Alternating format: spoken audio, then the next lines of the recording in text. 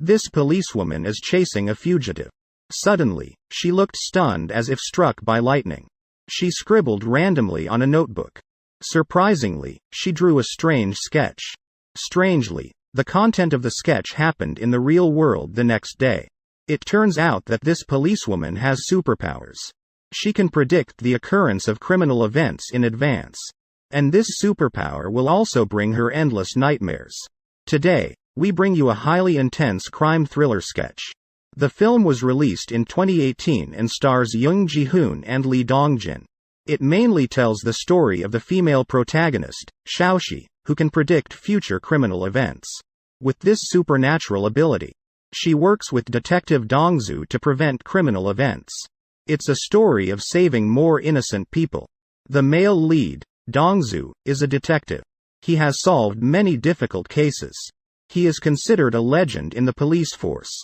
On this day, Dong-zu is chasing a fraudster named Lao Yuan. Other police officers were deceived by false information released by Lao Yuan and went to the fourth port. Only Dong-zu saw through Lao Yuan's trickery. He continued to stake out at the third port. This old Yuan is not a simple person. He not only spread false information but also found a substitute, trying to create a false impression of his own death using a substitute, in order to evade the police's subsequent pursuit. The substitute suddenly became timid and didn't want to become a scapegoat for old Yuan while preparing for action. Old Yuan's subordinates, seeing this, prepared to forcefully push him into the sea. Just at this moment, Dong-zu, who was ambushing nearby, appeared. He dealt with old Yuan's subordinates and saved the substitute. Who would have thought that now the substitute wants to die again? He's useless. He can only rely on being old Yuan's scapegoat to make a huge amount of money for his family.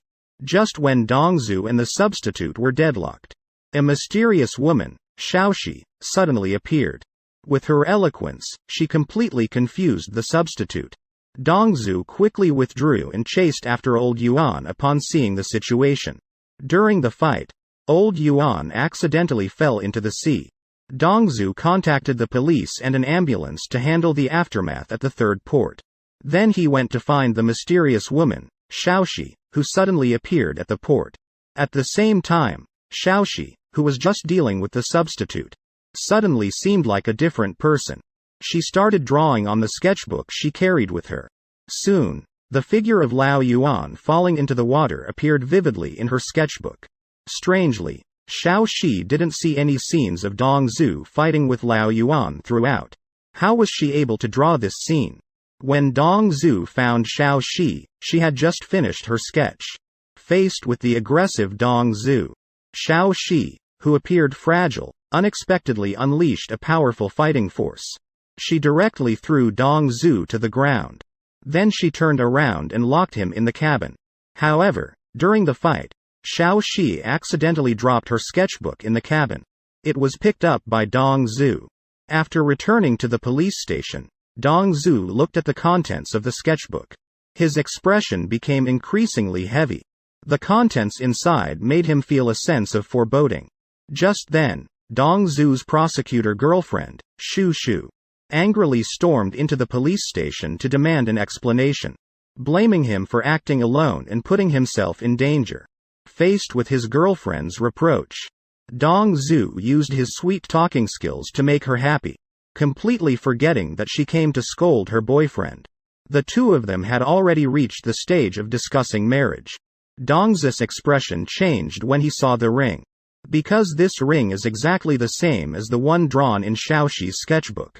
Sensing something unusual, Dong-zu returned to the office and carefully looked through the sketchbook. He was startled when he saw it, as the drawings inside were remarkably similar to recent crime scenes. The drawings inside were surprisingly consistent with the recent crime scenes. This made Dong-zu even more incredulous. Because the situation was too bizarre, Dong-zu went to investigate one of the crime scenes. Various signs indicated that Xiaoxi seemed to be able to predict the future. Dong-zu obtained Xiaoxi's phone number through the police system and prepared to contact her. At that moment, Xiaoxi suddenly appeared behind Dong-zu. She even revealed Dong-zu's basic information, leaving him stunned. This surprised him greatly. Xiaoxi's purpose for this visit was to retrieve her lost sketchbook. However, Dongzhu did not return the sketchbook to her. Instead, he asked Xiaoxi about the ring in the last drawing of the sketchbook. Why was it exactly the same as the ring custom-made for his girlfriend Shusho, with whom Xiaoxi had no connection? She had no way of knowing what the ring looked like, as she had no connection to Shusho. Xiaoxi's expression changed when she heard Dongzhu's words. She dialed a phone number and spoke into the phone. The second victim has been found. Afterwards, Xiaoxi took Dongzhu to her workplace. Actually, she is a member of the Special Investigation Team. The person who just spoke to her is the team leader, Lao Wen. He has always been a legendary figure in the police world. In addition, the investigation team also has a genius hacker named A Shin. Seeing the legendary figure in the police world, Lao Wen, appear, Dongzhu no longer doubts Xiaoxi. But what he is still most worried about now is his girlfriend Shusho. So Dongzhu couldn't wait to ask Lao Wen about the sketchbook. Xiaoxi replied, "All these sketches were drawn before the incident. The longest one was drawn 3 days ago, and the shortest one was drawn the day before the incident." Dongzhu still refuses to believe such a bizarre thing. He thinks that the so-called predictive drawings are all nonsense. Xiaoxi didn't pay attention to Dongzhu's doubts. She just reminded Dongzhu that his girlfriend also appeared in the sketches. It is highly likely to be related to a certain case. For Shuxia's safety, Dongzhu decided to stay temporarily and listen to their analysis of these predictive drawings. According to the order of the sketches, the first one that appeared is a pregnancy test. It shows that the woman is already pregnant. The second one is a bit blurry, but you can vaguely see something on a person's ankle. The last one is clearly the scene of the incident. The last picture is obviously the scene of the crime. The clock in the painting pointed directly at 6:50. Because Xiaoxi's predictive painting usually happens within 3 days. It has been a long time since 6:50 in the morning. The police station has not received any case instructions, indicating that the case has not happened yet. So the earliest time for the crime to happen is 6:50 in the afternoon. Lao Wen hopes that Dongzhu can help him with the investigation. After all, it involves his girlfriend Shusho. Dongzhu did not agree. He believes that even if Xiaoxi's predictive painting is true, the safest method would be to protect Shusho himself. Ensure her safety. Before leaving, Dongzhu told everyone. The person in the second painting is wearing an electronic ankle monitor. In Korea, criminals with a history of sexual assault are required to wear electronic ankle monitors for tracking purposes. Concerned about the safety of his beloved woman, Dongzhu dare not take risks. So he found Shusho. After much persuasion, he finally convinced his girlfriend to take a vacation. Let her rest at home for a few days. Dongzhu believes that as long as they get through these few days, Shusho will not encounter any danger. Speaking of two things, another victim of Xiaoxi's predictive painting, Ajen, met her best friend on the way home from work. The two people who were chatting passionately didn't notice. A sneaky bespectacled person was secretly taking pictures of them. After separating from her best friend, Aijun always felt like someone was following her. She couldn't help but feel a little scared. Unexpectedly, the man who had been following her home turned out to be her husband returning from a business trip. Only then did Aijun let go of her anxious heart. Meanwhile, behind Aijun, a clock that looked exactly like the one in the premonition painting was ticking away. At the same time, the bespectacled person carried the secretly taken photos. He found the curly-haired person he was working with. After discussing, the two of them decided to start their operation tomorrow morning at 6:30. On the other side, the investigation team determined a rough area based on the patterns in the painting. With their relentless efforts, they finally found the small restaurant from the premonition painting. After inquiring around, they finally found a clue about Aijun. The next day, Xiaoxi found Dongzhu. She told him that she had found the whereabouts of the victim Aijun from the premonition painting. She hoped that Dongzhu could help her prevent the case from happening. Then Xiaoxi reminded Dongzhu that if he continued to stay by Shuxia's side, he might become the reason for his girlfriend to be in danger.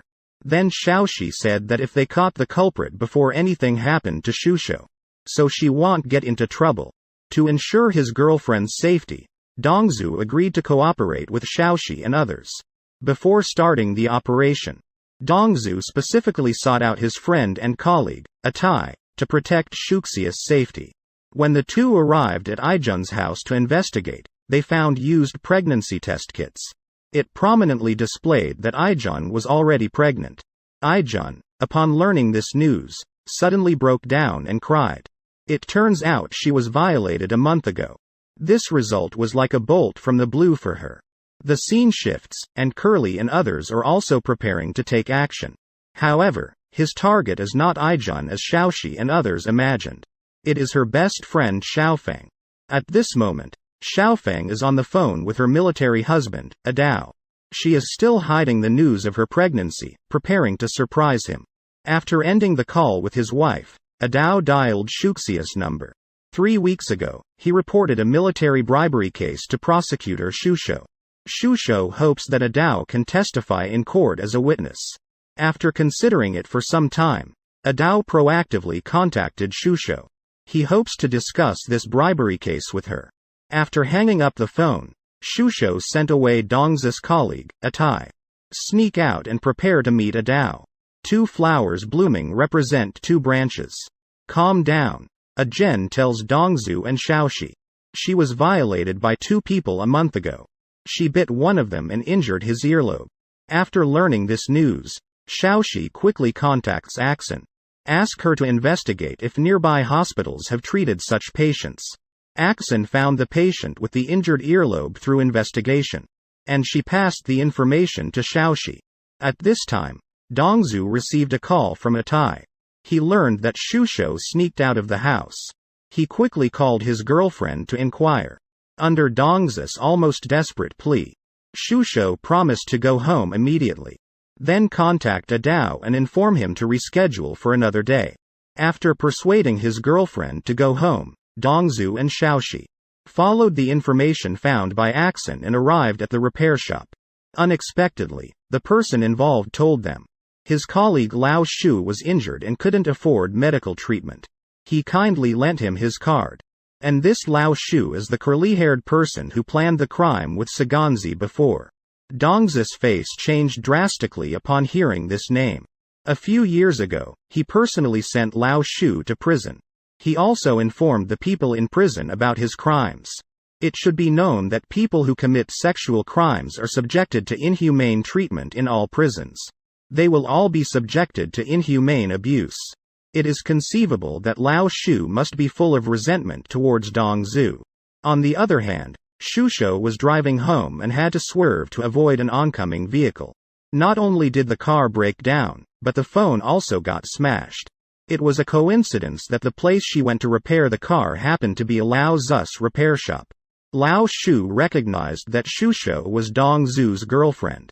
He was prepared to give Dongzhu an unforgettable lesson. Dongzhu quickly rushed over based on the clues.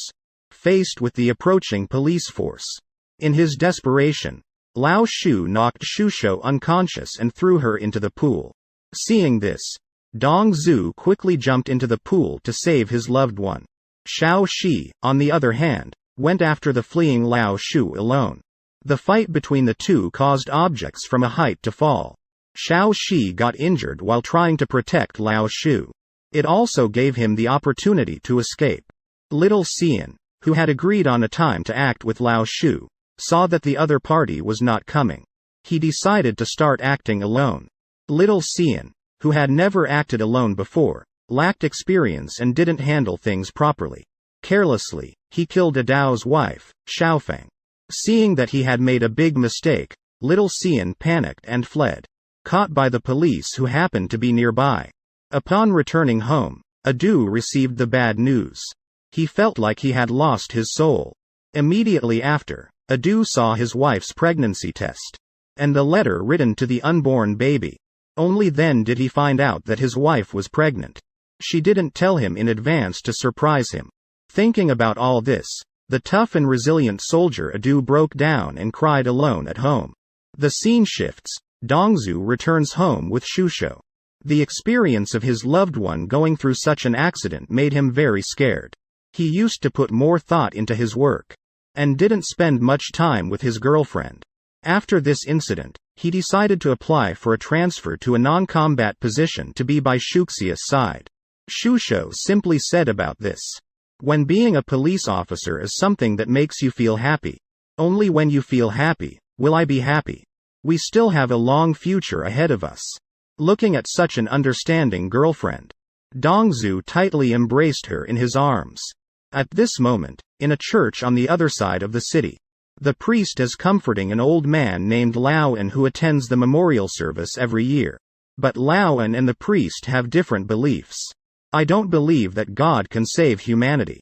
After reciting the same law of cause and effect to the priest, he turned and left. Laoan found Ada, who was ready to take revenge at the police station. First, he accurately described Udosh's plan.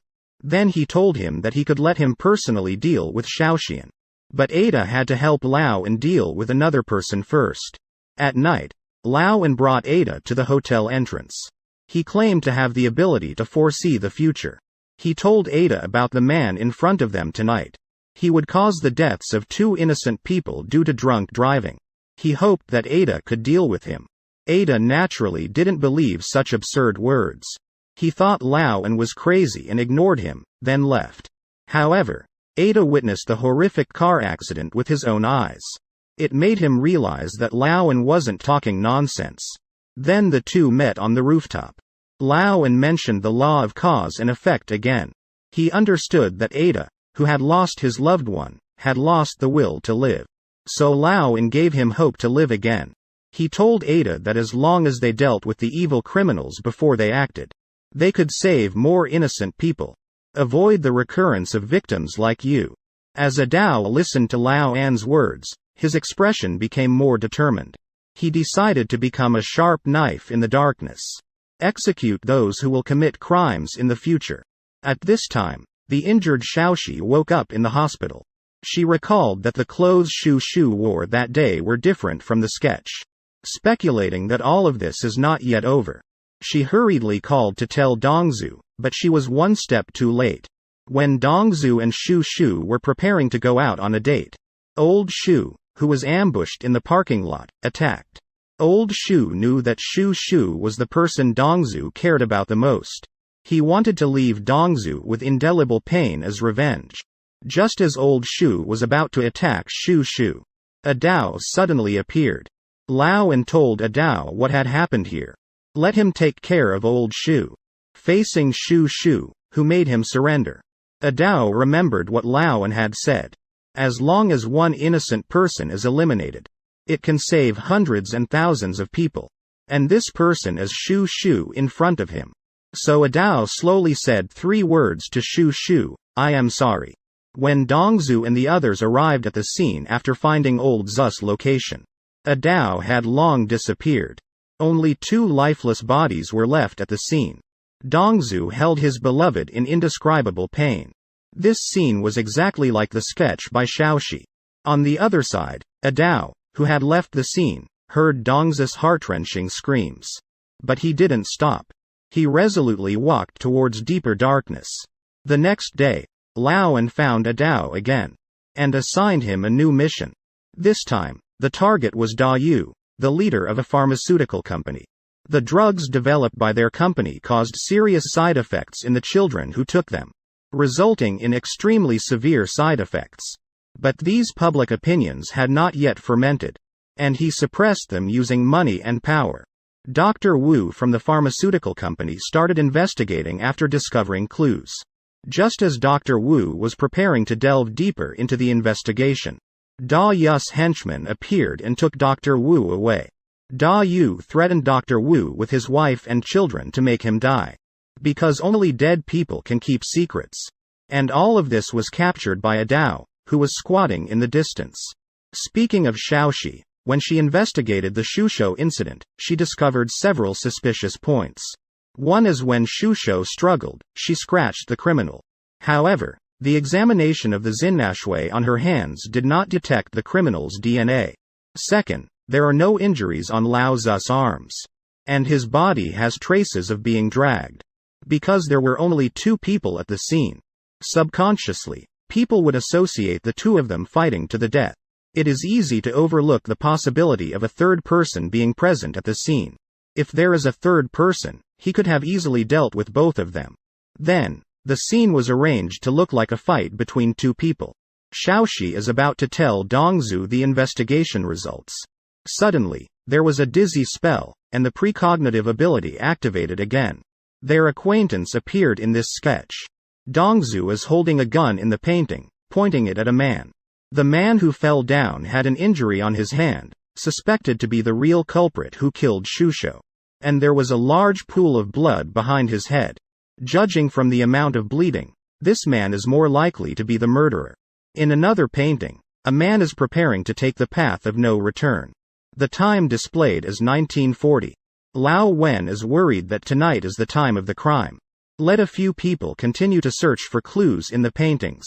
Later, Axon discovered a famous painting appearing in the sketch. After investigation, it was found that Dr. Wu had bid for this painting.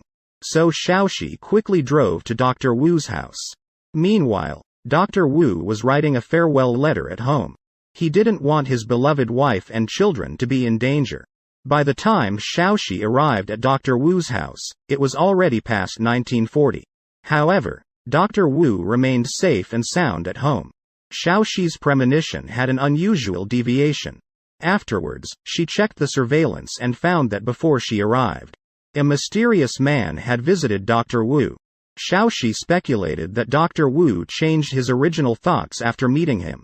Xiaoxi analyzed that if this man was the killer of Shusho, then Dongzhu would definitely not let him go.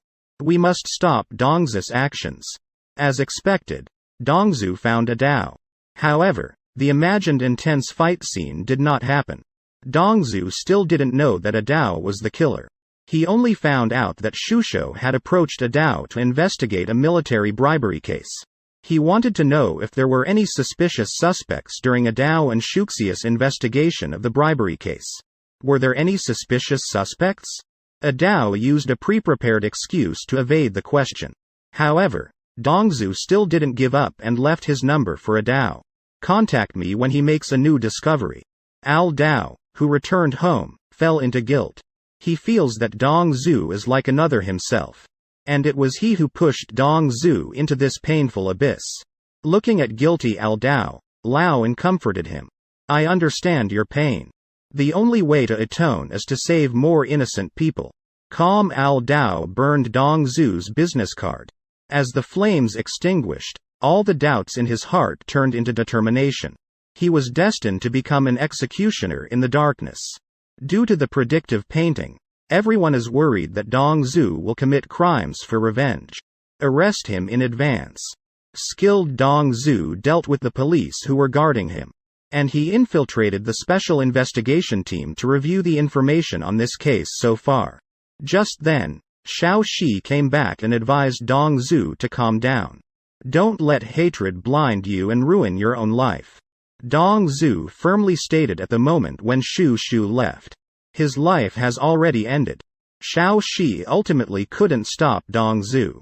After checking the surveillance at Dr. Wu's house, she found that Dongzhu took him away. After Dongzhu took Dr. Wu away, he interrogated him about the identity of the mysterious man. Dr. Wu couldn't withstand Dongzhu's interrogation and revealed everything. That day, after Dr. Wu wrote his final words in a letter, he prepared to take action. The mysterious man suddenly appeared. He told Dr. Wu that Da Yu would be taken care of soon and not to worry. The mysterious man also gave Dr. Wu some drug information to make public. However, due to the dim lighting and the mysterious man wearing a hat that day, Dr. Wu couldn't see his appearance clearly. Although they couldn't find out who the mysterious man was from Dr. Wu, Dongzhu understood that the mysterious man's target was Da Yu. So he secretly watched Da Yu, waiting for the mysterious man to appear. Meanwhile, Xiaoxi went to Dr. Wu's house to investigate. She discovered that the key building in the predictive sketch was the Bronze Sparrow Bridge. The crime scene was also near the construction site. She quickly asked Axon to help find clues. Through investigation, They found the location depicted in the predictive drawing. They rescued the kidnapped Dr. Wu. Xiaoxi learned from Dr. Wu that the mysterious man was planning to eliminate Dayu. Dongju, who suspected the mysterious person, must be tracking Dayu. So they started searching for Dayu's location. They discovered that he was currently at his lover's house. Dayu found the other person lying on the ground at his lover's house. Realizing something was wrong, he immediately turned around and ran. Adu, who was ambushed there, blocked him and knocked him down. Adu pointed out that Dayu's medication was problematic. It would harm many innocent children, so he was prepared to deal with him on the spot. Just then, Dongju arrived at the scene and stopped Adu from attacking. Dongju asked the man in front of him to roll up his sleeve to check if there were any injuries on his arm. After seeing the wound, Dongju questioned him if he was the one who killed Shushu. In the moment Adu turned around, Dongju's face was filled with disbelief. He would never have expected that Adu, who was also immersed in the pain of losing his wife, would be the culprit. Adu told Dongju about the medication Dayu was manufacturing. It would harm innocent children, so he had to die. But at this moment, Dongju's eyes only saw a wife's killer. He completely ignored Adu's words. Cunning Dayu escaped amidst their dispute. Reality replayed the scene depicted in the premonition painting. However, what's behind Adao's head is not blood. It's a bucket of red paint that got spilled. The two men fought fiercely, driven by hatred and sorrow, making it difficult to tell who had the upper hand. After all, Adao comes from a special forces background. His extensive combat experience gave him a slight advantage and he defeated Dongzu. After subduing Dongzu, he remembered what Lao An had told him. There will be someone obstructing tonight's operation. If this obstructing person is not dealt with, future operations will also be sabotaged by him. Adao didn't expect this person to be Dongzu. The guilt towards Shushu ultimately prevented him from taking action against Dongzu. After returning to the secret residence, Lao An revealed a series of past events to make her take action against Dongzu. He recounted one story after another. In the past, Dongzu let Lao Shu escape in order to save Shushu. If they had caught Lao Shu at that time and asked about the whereabouts of his accomplice, Xiaoxian, then Adao's wife would have been safe. Listening to Lao An's narration, Adao expressed that if Dongzu obstructed their plan again, he would not hesitate to take action. At this time, Xiaoxi also found Dayu's mistress' house based on the location. Dongzu understood that Xiaoxi would not agree with his revenge against Adao. He did not tell her that Adao was the one who killed Shushu. Seeing that Dongzu didn't get any clues from this, Xiaoxi had to find Dayu to investigate. Dayu pretended to know nothing, trying to portray himself as a kind entrepreneur without enemies. But Xiaoxi already knew that not only the drugs developed by Dayu Company had problems. He even kidnapped and threatened Dr. Wu. The two had a confrontation and parted ways unhappily. After Xiaoxi left, Dayu ordered someone to investigate Dongzu and Adao's backgrounds. After reviewing the information, he realized that Adao had lost everything like that. People who only have faith are not something the police can handle. He secretly devised a despicable plan in his heart. The investigation of Adao was not only done by Dayu, but also by Dongzu. He obtained Adao's information through his friend, Atai. He found out that Adao belonged to the 707th Special Forces. The soldiers here are all top-notch special forces. Atai also told Dongzu that Dayu wanted to meet him. Unfortunately, the two were ultimately not like-minded individuals. Dongzu really didn't like Dayu's greasy personality and couldn't cooperate with him. Cunning Dayu came up with another plan when his first plan failed. Little did he know that Dongzu was hiding in the dark, monitoring his actions. On the other hand, Lao Wen believed that Dongzu was blinded by hatred. Want to apply for an arrest warrant to capture Dongzu. But Xin and Xiaoxi believe this will further worsen Dongzu's already tragic life. Oppose Lao Wen's idea. Just then, Lao Wen received a phone call. His face changed drastically and he hurriedly went to the appointment. The person meeting Lao Wen turned out to be Lao An. It turns out he is the head of the Internal Investigation Department. The Internal Investigation Department is vertically aligned with the police system and specializes in investigating corrupt police officers. Due to his covert control over the situation, Lao Wen is aware of everything Dongzhu has done, including his involvement in the kidnapping of Dr. Wu. This time, he came to warn Lao Wen to sever ties with Dongzhu. Otherwise, he will definitely be implicated by him. The scene changes, and Xiaoxi's prophetic ability is activated once again. But the sketch drawn this time makes everyone feel terrified. Xiaoxi in the drawing falls into a pool of blood. Xiaoxi remains calm and analyzes the sketch with her teammates. In the first sketch, someone is lying on the ground with a prisoner transport vehicle behind them. It appears to be a case of a criminal escaping. But Lao Wen's mind is completely elsewhere, not on the case. Xiaoxi, who is predicted in the drawing, is about to have an accident. But he doesn't know how to prevent it, which makes him extremely agitated. Ah Xin hopes that Xiaoxi can avoid this case and go abroad to avoid trouble. No matter what, we must survive. However, the person involved, Xiaoxi, insists on continuing the investigation. Two flowers blooming represent two branches. Xiao Xiyan's brother, Da Beitu, came to visit his imprisoned brother. He reassured his brother that he would take care of everything. It turns out that Da Beitu is the leader of a violent organization. Da Yu found a way to help Xiao Xiyan get a chance for a mental evaluation outside of prison. Then he handed over the time and route map to Da Beitu. Let him rescue Xiao Xiyan on his own. And Da Yu needs Xiao Xiyan as bait. Let Da Beitu take care of Ada, who will come to kill Xiao Xiyan in the future. All of this was observed by Dongzhu, who was secretly monitoring the progress of the situation. He immediately asked Ah Tai to help investigate Da Beitu's situation. It was then that he learned that Da Beitu's brother was the murderer of Ada's wife. Dongzhu suddenly felt trapped in a confusing whirlpool. He was already unable to escape. On the other hand, Lao Wen also told Ada about Xiao Xiyan's mental evaluation outside of prison. On the other side, Lao Wen also told Adao about the news that Xiao Xiyan was out for a mental evaluation. I am ready to fulfill the promise and personally settle the matter with Xiao Xiyan. Speaking of Xiaoxi, she looked at the painting that predicted her lying in a pool of blood. She realized that this time, death might be inevitable. So she went to see her only living brother, Daijin. Daijin is a young and promising prosecutor. He is usually very understanding of his hard-working subordinates.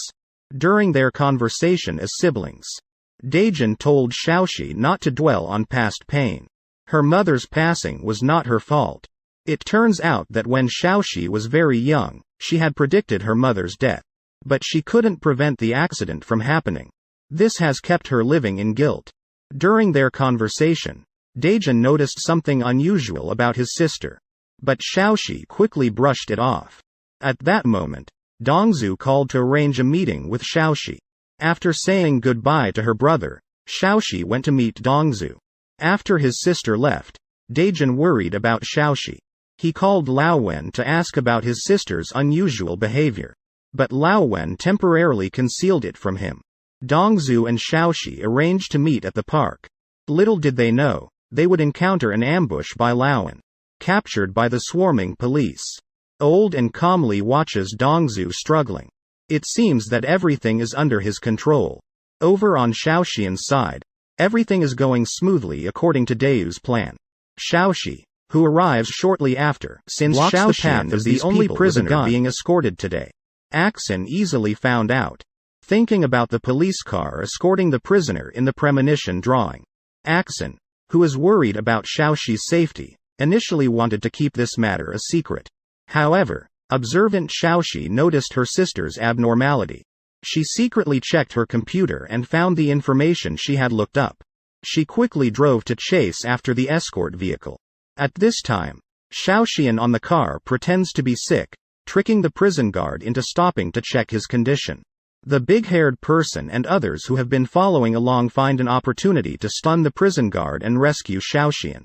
Xiaoxi, who arrived shortly after, blocked the way of these people with his gun. The ruthless big-haired person uses the prison guard as a hostage to threaten Xiaoxi to drop her gun. Xiaoxi notices that the kidnapped prison guard appeared in the premonition sketch. She can't accept the hostage dying in front of her and obediently puts down the gun. Cruel Big Backshot shot little Shi in the leg. Wondering how the police knew their plan. Simply take little Shi away for interrogation. At this time, audacious Little Four Eyes has already targeted little Shi. Coincidentally, Big Backshot needs to go out. Let Little Four Eyes stay behind to guard little Shi. After pretending to send away his older brother, Little Four Eyes reached out his perverted hand towards little Shi. Meanwhile, Lao Wen, upon hearing the news of little Shi being kidnapped, became extremely anxious. Based on the clues from the premonition drawing, little Shi will die in this case. He still told little Shi's older brother, Da Jun, about this matter. After discussing, the two of them believed that only by releasing Super Cop Dong Zhu will there be a glimmer of hope. They split up, with Lao Wen responsible for persuading Dong Zhu to help. Da Jun found Dr. Wu and asked him to change the charges against Dong Zhu. In this way, even if Lao Wen wants to obstruct, he can only watch as Dong Zhu leaves. Dong Zhu, who was released without charges, carefully examined little Shi's premonition drawing. He found a person with a unique hairstyle in one of the drawings. Looking at this unique hairstyle, Dong Zhu instantly remembered Big Backshot, whom he had once tracked. Hurriedly went to the location marked on the drawing to prepare for ambushing Da Baitu. Sure enough, he discovered Da Baida's trail. Dong Zhu understood that capturing someone at this moment would only put Xiaoxi in danger. We must follow the clues to rescue the person first. So he pretended to have an accident and secretly stuck his phone to Da Baida's car. Then he borrowed the taxi driver's phone to call Axon, asking her to track the location of his phone and follow along. It went smoothly at the beginning. But Da Baitu noticed the phone stuck to the car when refueling. Realizing he was being tracked, he immediately tore off the phone and hurriedly left. Dongzhu, who lost his target, remembered the lunchbox bag in Da Baida's car. If you want to eat in a place far from the city, there is a high probability of ordering takeout. After realizing this, Dongzhu quickly contacted Axon, asking her to send him photos of all the ex-convicts under Da Baitu. Then he took out the photos in the lunchbox shop and asked the staff. He discovered that they had indeed ordered takeout. This allowed Dongzhu to pinpoint Da Baida's hideout. Sensing that the police were closing in step by step, Da Baitu ordered his subordinates to deal with Xiaoxi and prepare to escape. It was discovered that Xiaoxian had ill intentions towards Xiaoxi. Xiaoxi, who was bursting with fighting power, managed to resolve the situation and escaped.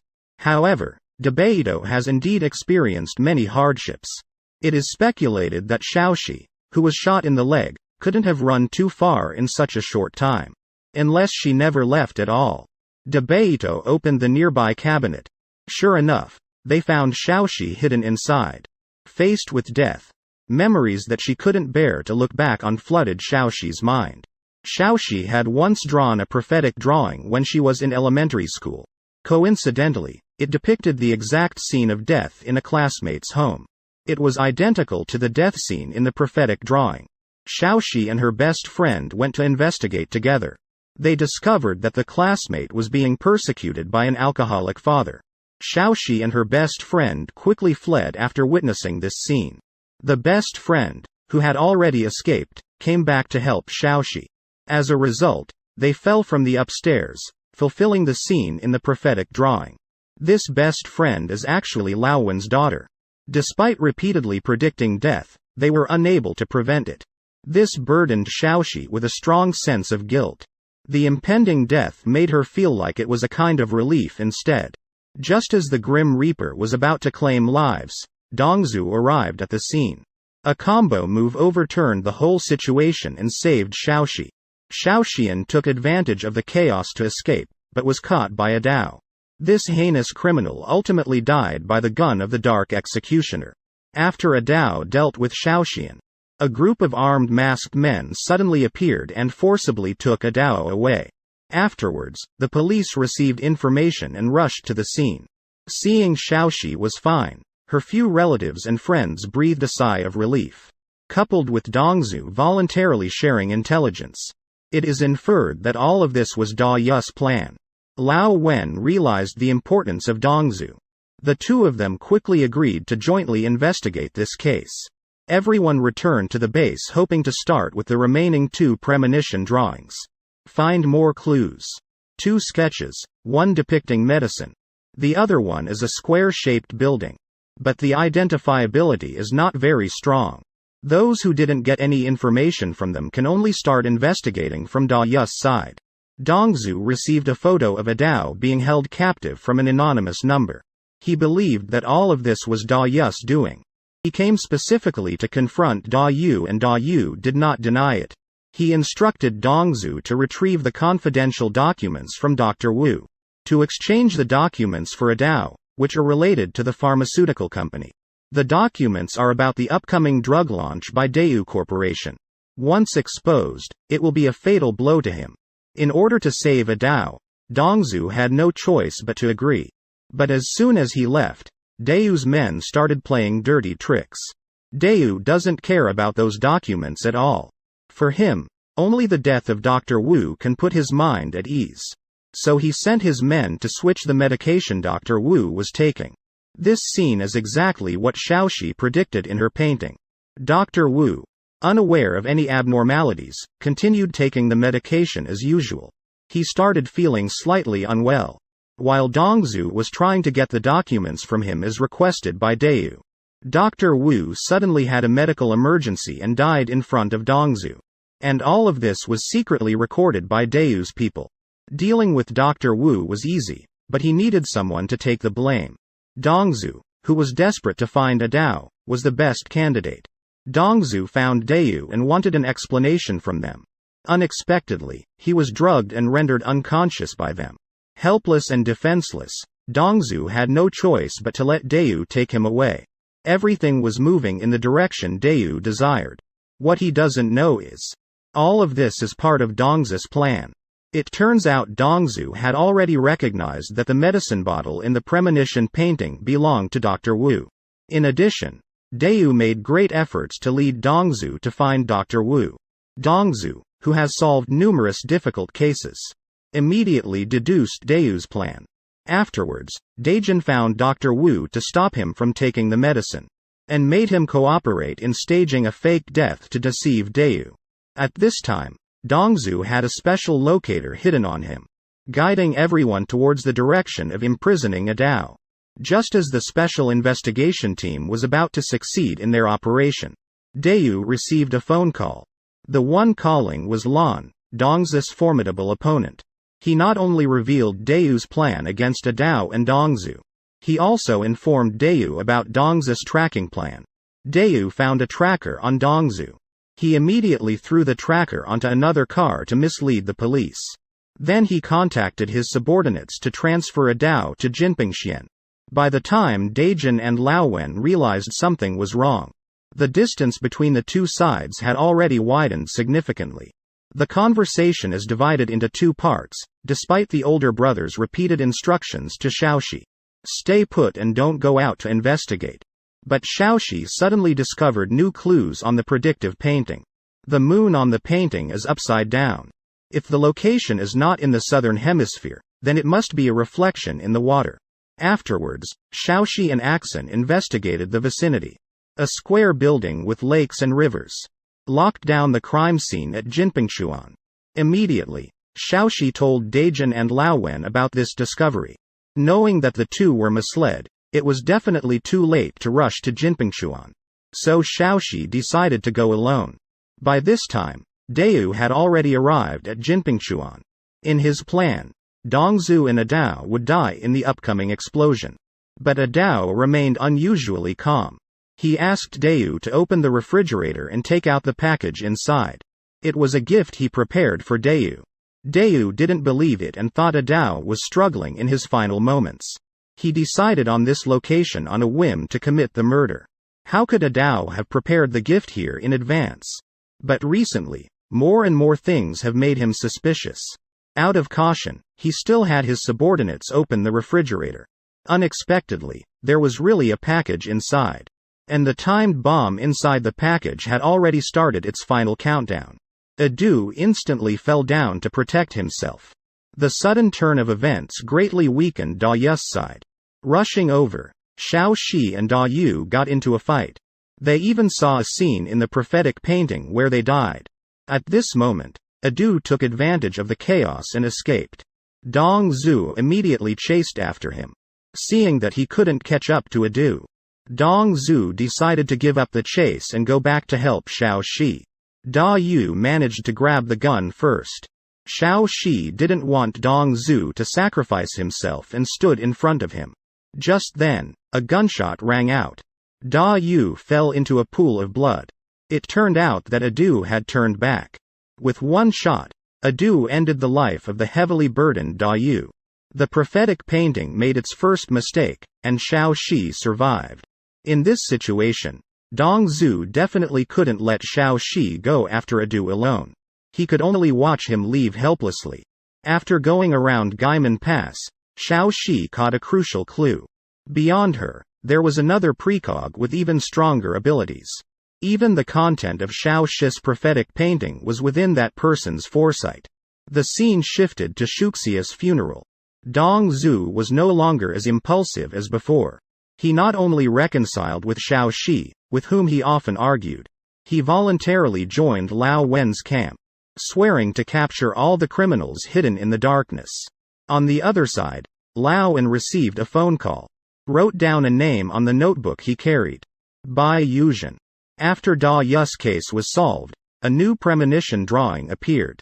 And this time, the person in the drawing was Lao Wen. He was aimed at by a man with a gun. On another sketch, there was a website login interface and an account. Lao Wen found Lao Wen and asked him if he knew the man with the gun. Reminded him to pay attention to his safety recently. Lao Wen immediately recognized that it was Xiao Shi's premonition drawing. He expressed disbelief in premonition drawings and refused to cooperate with Lao Wen's investigation. In fact, Lao Wen was not as calm as he appeared. He found a Dao and released a new assassination target. It was the man in Xiao Shi's drawing pointing a gun at Lao Wen. On the other side, a Sin's investigation of the website in the second drawing went smoothly. This is a file storage cloud. The account owner hasn't logged in for a long time. The most recent files are from 4 years ago. They looked through and discovered the contents inside. It turned out to be a video of a man taking advantage of his female subordinate. Then, a Shin hacked into the account's information. It was found to be a young master of a large conglomerate. The female subordinate who was taken advantage of had previously reported to the police. However, the young master's powerful background led to his eventual acquittal. However, the matter was not yet over. After learning of the verdict, the female subordinate felt despair and decided to end her life. Feeling hopeless, she made the decision to end her life. Not long after, the young master of the conglomerate also went missing and his whereabouts remain unknown to this day. Ah Shin also discovered that the prosecutor who was in charge of this case initially was none other than Xiao Shi's older brother, Da Jun. Subsequently, Da Jun also arrived at the base. He did not recognize the man holding the gun. However, he recognized another doll from a sketch. The owner of that doll is named Bai Yuzhen. He was also the one who convinced the female subordinate to report the case. However, he died in a car accident 4 years ago. The main individuals involved in the case died or went missing. Such a bizarre situation aroused suspicion among everyone. Dong Zhu made a bold inference. He avenged the female subordinate and resolved the issue with the young master of the conglomerate.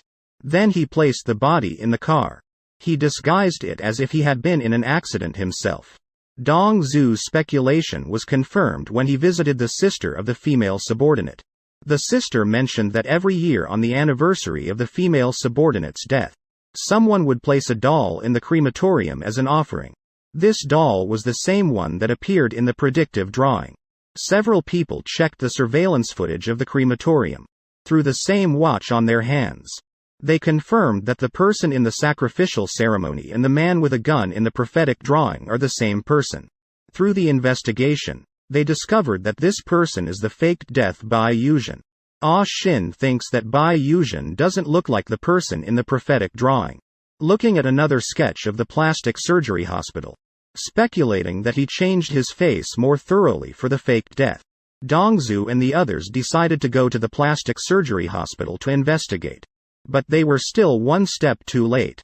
Adao took all of Bai Yuzhen's information from the hospital first. However, this also confirmed the fact that Bai Yuzhen changed his face. Later, Lao Wen brought back the latest autopsy report from the car accident that year. The deceased was indeed the missing heir of the conglomerate. So far, the truth of that case has basically come to light. However, everyone still hasn't figured out why Bai Yuzhen wanted to kill Lao An. Adao followed Lao An's plan to burn Bai Yuzhen's plastic surgery information. But Adao's doubts didn't disappear. In the past, Lao An could always give reasons for assigning tasks. But this time, he didn't answer Adao's question. Lao An revealed the buried reasons in his heart. It turns out that the dark executioner before Adao was Bai Yuzhen. If he is caught by Lao Wen and others first. If Ada and Lao An execute outside the law, it will be exposed. Back to Dongzhu, they discovered through investigation. There are 7 pieces of jewelry in the young master's house with the names of the victims written on them. Speculate that he is a serial offender. Bai Yuzhen took action against him to eliminate a potential murderer. This is consistent with Ada's choice of murder targets. They already know that there is also a prophet behind Ada. So there must be someone else driving him before Ada does things for him.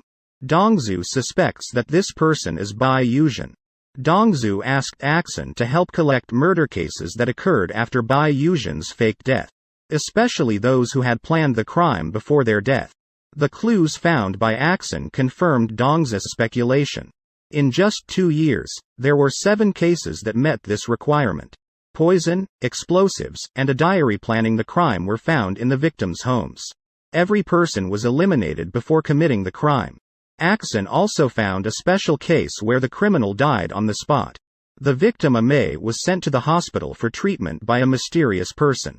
Axon speculates that this mysterious person is very likely to be Bai Yuzhen. Dongzhu and Xiaoxi hurried to find AIM. Unexpectedly learned that she is hospitalized due to heart problems. The scene shifts. Bai Yuzhen is guarding AIM on the hospital bed. At this time, the two have already become husband and wife and have a very good relationship. It is precisely because of this that AIM considers herself a burden to her husband. However, Bai Yuzhen doesn't care at all and still deeply loves his wife. Bai Yuzhen just left the hospital and received a call from the doctor, telling him that the transplant center has a suitable heart for AIM, asking him to prepare the surgical fee before 5 o'clock. Otherwise, the heart will be given to other patients in need. Bai Yuzhen runs a fried chicken restaurant. The booming business has attracted the attention of the underworld. They have been pressuring him to transfer the shop. Now is the time when he urgently needs money. So Bai Yuzhen hurriedly contacted the underworld. He transferred the shop to raise enough money for his wife's surgery. Unexpectedly, he encountered Dongzhu and Xiaoxi on the way. The two took him away for investigation in their capacity as police officers. Bai Yuzhen now only wants to get money to treat his wife. He cooperates fully with the police interrogation. He admitted that he used to be a dark executioner. And the existence of a prophet behind it. Then Dongzhu started his reasoning again. He believed that if Lao An is the prophet, then he asked Adao to follow Bai Yuzhen. Bai Yuzhen had every reason to aim his gun at Lao An to save his life. From this, it can be inferred that Lao An is the prophet behind it. After listening to Dongzhu's reasoning, Bai Yuzhen admitted that he was still far from the truth. Behind Lao An, there is a mysterious person nicknamed Old Man. Bai Yuzhen initially realized the so-called crime prevention. It's not as simple as it seems on the surface, so he chose to betray Lao An. But he didn't reveal everything. He just asked Dongzhu to give him 3 hours to raise money to treat his wife. After that, he will reveal everything he knows. After that, Bai Yuzhen went to find the underworld to get money but was ambushed by Adao. At a critical moment, Dongzhu arrived and saved Bai Yuzhen. Then he accepted his commission to deliver the money to the hospital to save lives. Unfortunately, it was too late, as the heart had already been given to another patient. In the hospital room, Ah Mei and her husband, with little time left, exchanged their final words of love. At this moment, the eyes of the two lovers were only filled with each other. At this time, the underworld came knocking because their money was stolen. Dongzhu originally wanted to help Bai Yuzhen block them. Unexpectedly, Bai Yuzhen knocked him out from behind Dongzhu. He dealt with these troublesome criminal forces on his own. When Dongzhu woke up, the underworld was already scattered all over the place. Bai Yuzhen had already disappeared without a trace. But he still kept his promise and gave Dongzhu more information over the phone. It turns out that Laoan is not a clairvoyant. The reason he could know the criminals in advance was because of the mysterious person behind him telling him. After receiving the message, Laoan would write the information in a handbook. As long as they find the handbook, the identity of the mysterious person will come to light. In order to obtain the handbook, Dongzhu deliberately provoked the police in Laoan's office. Then he had Xiaoxi sneak into the office. Unexpectedly, Laoan discovered everything. He used his phone to contact his subordinates and coincidentally caught Xiaoxi. However, his subordinates did not find the handbook on Xiaoxi. So they had to let her go. In fact, Xiaoxi was worried about being discovered earlier. She threw the handbook from the window to Ah Xin waiting downstairs. She successfully stole the handbook. Little did they know that all of this was a conspiracy by Bai Yuzhen. He cannot act freely at the police station. He used Dongzhu and the others to obtain the manual and then reaped the benefits. Perhaps it was to make up for using Dongzhu. Bai Yuzhen revealed some more information to Dongzhu. Laoan and the prophet behind him. They are all serving a person codenamed Old Master. And the manual is the key information for investigating Old Master. At this time, Laoan is having a meal with Xinggan from the prosecutor's office. He is about to run for the position of local prosecutor. During their conversation, Xinggan expressed that Laoan is his greatest contributor. Could it be that this person is the mastermind behind Laoan, the one who controls everything? Bai Yuzhen used the manual to threaten Laoan. He asked him to go alone to Shenyu Island Park in 1 hour. Anxious, Laoan prepared to drive there. Then he called Adao, asking him to go to Shenyu Island Park in advance and lay in ambush. Little did they expect that Bai Yuzhen, who was hiding in the car after hanging up the phone, suddenly appeared. He used to be an executioner of darkness, so he naturally understood Laoan's way of doing things. He intentionally kept a trick up his sleeve and changed the location of the conversation to avoid Adao in the dark. Bai Yuzhen brought Lao into an abandoned church. Take out the gun and point it at him to interrogate him about the old man. Eventually, Laoan's psychological defense line was destroyed. Request Bai Yuzhen to give him some time to think. At the same time, Ah Xin, who was knocked out by Bai Yuzhen and lost the manual, woke up. She recalled the Bible that Bai Yuzhen carried with him. There was a church name written on it. After searching online, it was found to be an abandoned church. Part of it was exactly the same as the scene in the fourth sketch. Dongzhu and Xiaoxi hurriedly drove to the church. Lao Wen, who received the news, also rushed over. Finally arrived at the church before Bai Yuzhen killed someone. Originally, Dongzhu had already used his and Shuxia's story to persuade Bai Yuzhen to put down the gun and hand over Laoan's manual. Just then, Adu, who was ambushed in the distance, shot Bai Yuzhen with a sniper rifle. He had the opportunity to deal with Dongzhu as well, but he didn't take action. Perhaps it was the act of killing Shusho that made him feel guilty towards Dongzhu all along. Bai Yuzhen in the church was on the verge of death. Before he took his last breath, he whispered a name in Dongzhu's ear. Oleana Farachi. Looking at the situation being resolved, Laoan calmly walked out of the church. Angry Dongzhu hurriedly chased after him, wanting to keep him. But Laoan uncovered an even more terrifying fact. The manual was stolen, he was kidnapped. All of this was part of his plan. That fake manual was bait he used to lure Bai Yuzhen. Immediately after, Laoan advised Dongzhu and the others not to waste any more effort. His ability as a prophet behind him is much stronger than theirs. Before parting ways, Lao Wen said, "The Lao and I know hates evil more than anyone else. Why has he become like this now?" Regarding this, Lao Wen said that everything he is doing now is for justice. After saying that, he left without looking back. Evildoers may feel guilty, but Lao Wen is very confident. Could there be other hidden motives beneath his extreme appearance? At night, in order to comfort Dong Zhu, Xiao Shi specifically invited him to drink and relax. These two people are like enemies from a past life. They started arguing again after just a few words, the darkness in each other's hearts. It gradually dissipated in this childish quarrel. On the other side, Adao was drinking alone on the rooftop. He lives in the darkness where light cannot reach, clearing evil in his own way. Since he chose darkness, he will remain alone until the end of his life. He will always be lonely. Happiness is relative, compared to the loneliness of Adao. Da Jun, who lost his parents but still has his sister and friends, can be considered happy. At this moment, he is having a meal and chatting with his mentor and friend, leader Lao Pu. The local prosecutor's election is approaching, and both Lao Wen and Zheng Yan are candidates. However, Zheng Yan has a slightly higher chance of winning. It's hard to imagine how powerful it would be if Zheng Yan becomes the boss. If he is elected as the prosecutor, his influence will be immense. The investigation team has made new progress. Bai Yuzhen has been donating money to a woman named Xiao Shu for the past 3 years. After her husband, A Chong, was murdered 3 years ago. The murderer has not been captured. Various clues indicate that Bai Yuzhen killed the wrong person. He sent money to the victim's family as an act of redemption. Coincidentally, Xiao Shi's father, Shi Ba, works at the same news publishing company as Lao Chang. From Lao Chang's resume, he appears to be very clean with no criminal record. Moreover, there are no signs of premeditated crime. Therefore, everyone was puzzled as to why Lao Chang became the target of the dark executioner.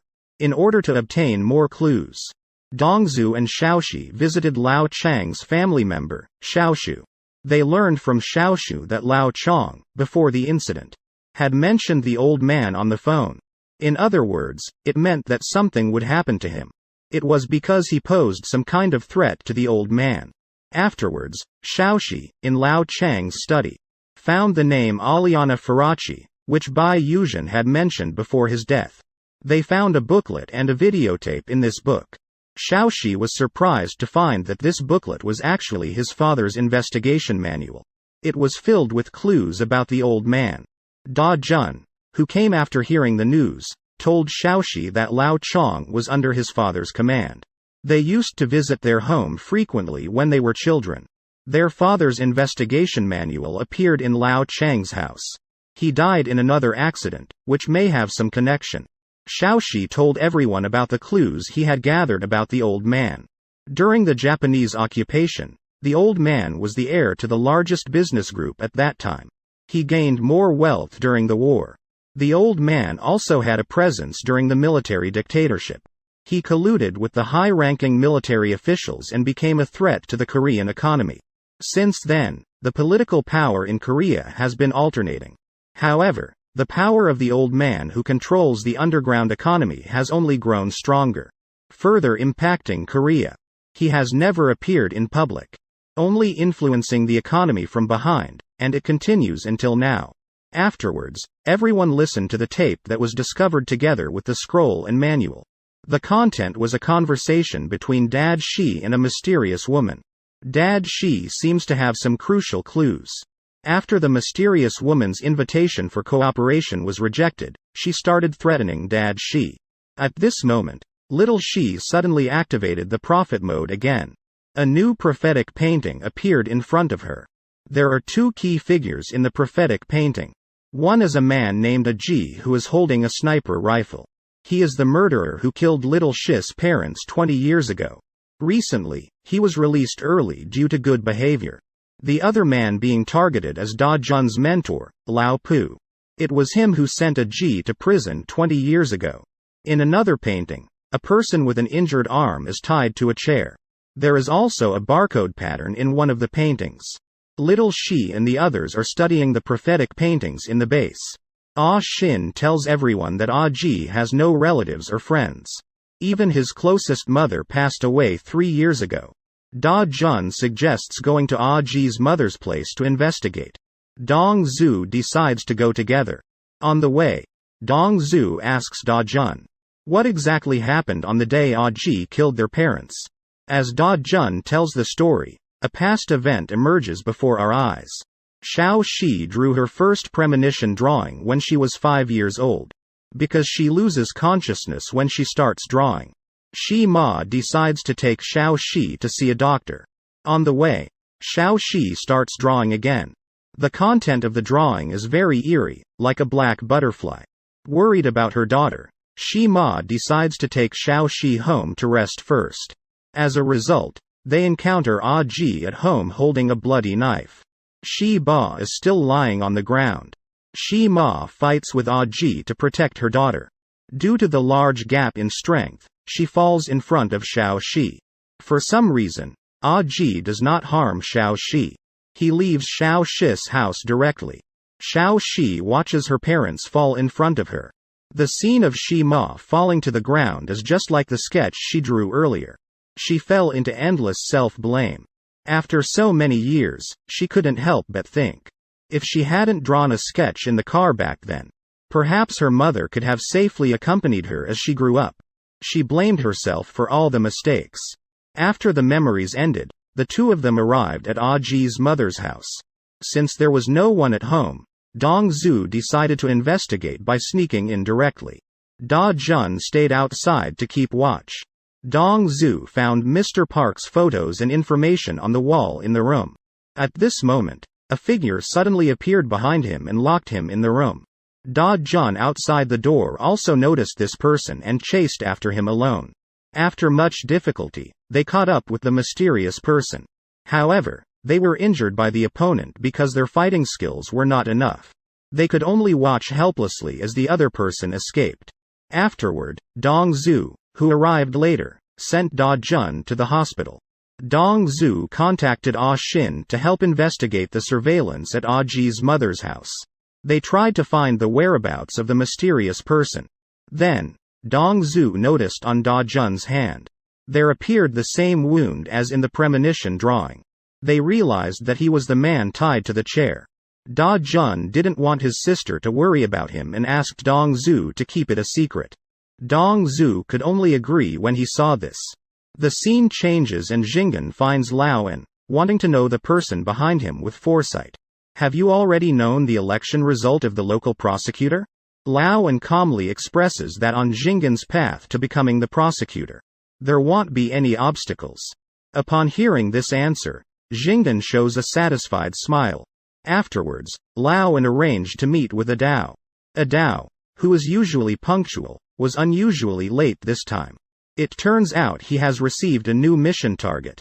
It's Ozzy and Lao Pu. Before meeting with Lao En, he searched for information on the two individuals. Adao questions Lao En. Why target Lao Pu, who has no criminal record? Lao En does not directly answer Adao about this. First, he confesses to Adao that he doesn't have the ability to foresee.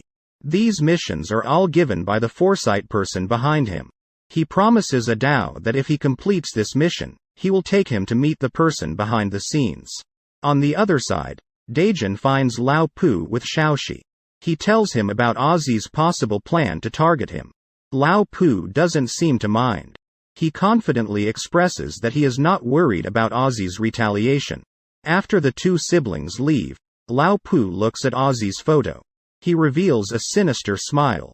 After leaving the office, Daejin receives a call from Ozzy. So he took Xiaoxi to meet Izzy. Izzy wanted to tell Dajun the truth about what happened back then when they met. 20 years ago, Izzy was entrusted to go to Xiaoxi's parents' house to steal a manual. As a result, as soon as he entered the door, he saw Xiaoxi's father lying in a pool of blood. Scared, Izzy picked up the knife from the ground to defend himself. Coincidentally, he ran into Xiaoxi and Xiaoxi's mother who had returned. In the struggle with Xiaoxi's mother, he accidentally killed her. Terrified, Izzy ran away, but the police caught him. Now, Izzy suspects that someone deliberately made him a scapegoat. After listening to Izzy's words, Da Jun did not immediately make a judgment. Instead, he asked Izzy what the photos on his mother's room wall were about. Why did they target Lao Pu? Da Jun's words left Izzy confused. He said that he hadn't been to his mother's house since he was released from prison. At this time, Axon also discovered through surveillance. The mysterious person who appeared at Izzy's mother's house turned out to be Adao. The photos of Lao Pu in the room were also arranged by Adao. Returning to Izzy's side again, Da Jun fell into deep thought after hearing Aji say that he didn't go back to his mother's house.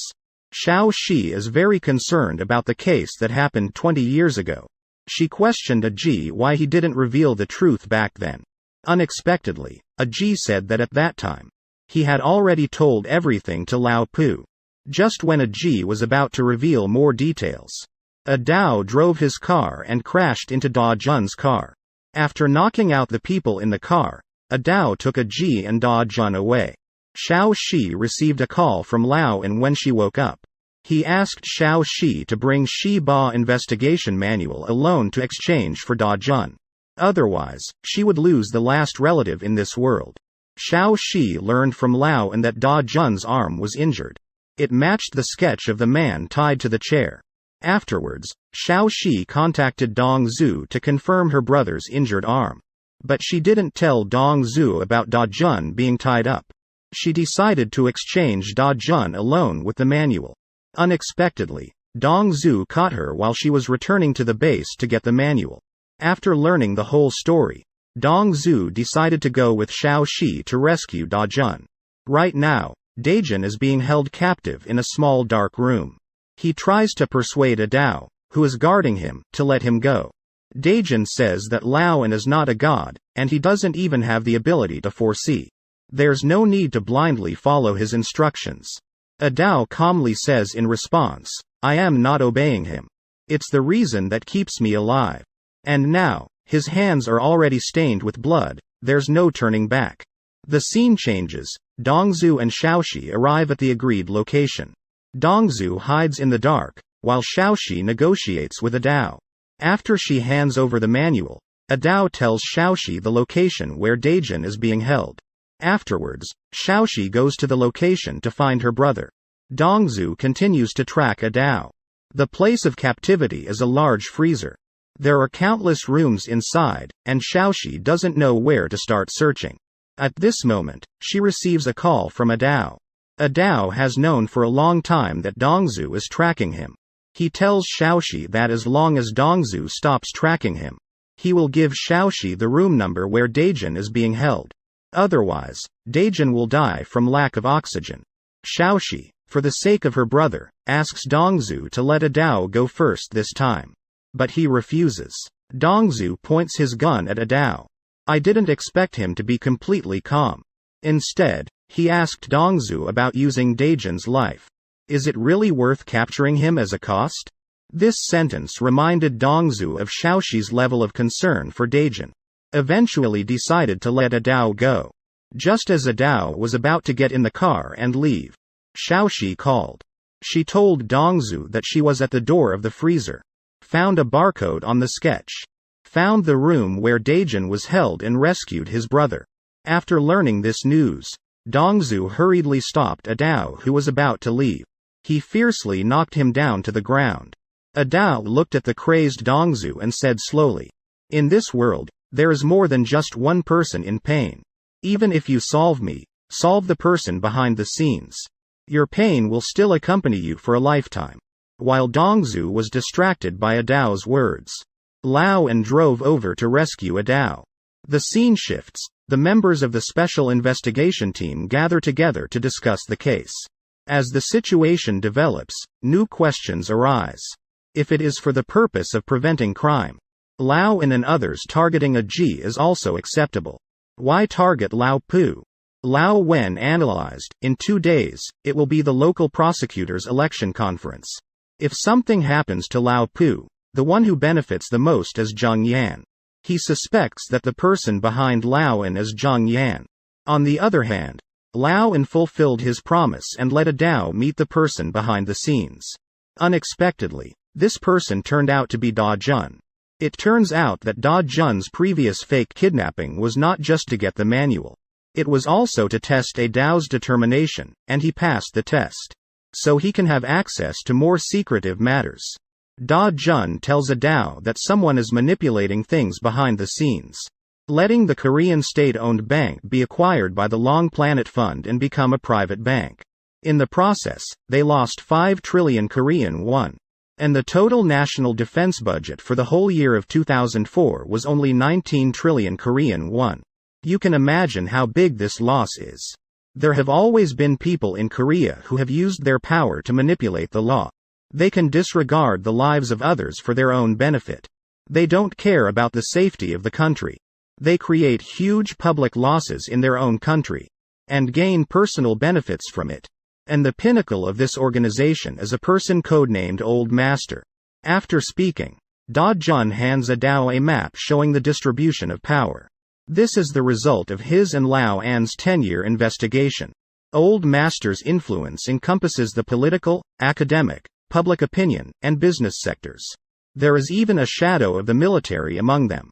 The picture records the genealogy of people related to the old man. Some of them don't even know about the existence of the old man. Only a few core members know. The two of them have been planning and doing so many things for years. It's all to eliminate the old man. On the other side, Dongzu found his good friend, Atai, asking him to help analyze the sniper rifle in the sketch. Atai said that the shooting range of this type of sniper rifle is 500 meters. At the same time, Axon found the specific location of another sketch. Suspected that the sniper's ambush location is right here. But this building is at least 2,000 meters away from the river on the other side. The sniper rifle can't hit the target at all. The clue is once again broken here. So the two of them can only investigate from Ozzy again.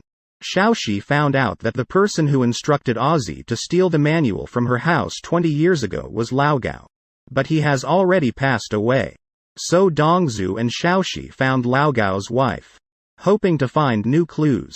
Lao Gao's wife said that her husband may have someone else's handle. Only then can he instruct others to do things for him. And now this handle is very likely on her son. Then Lao Gao's wife mentioned that 2 months ago, there were also detectives who came to investigate this matter. These two people are Atai and Shusho.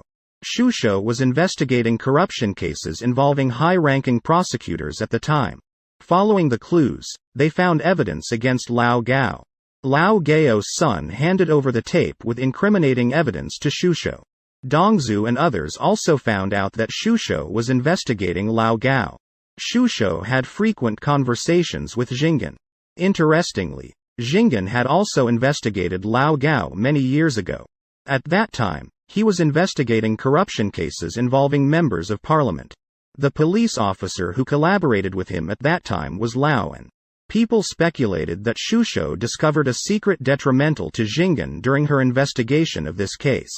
It is believed that she was eliminated by his orders after discovering a secret that could harm Jinggan. Because of this, Dongzu confronted Jinggan to question him.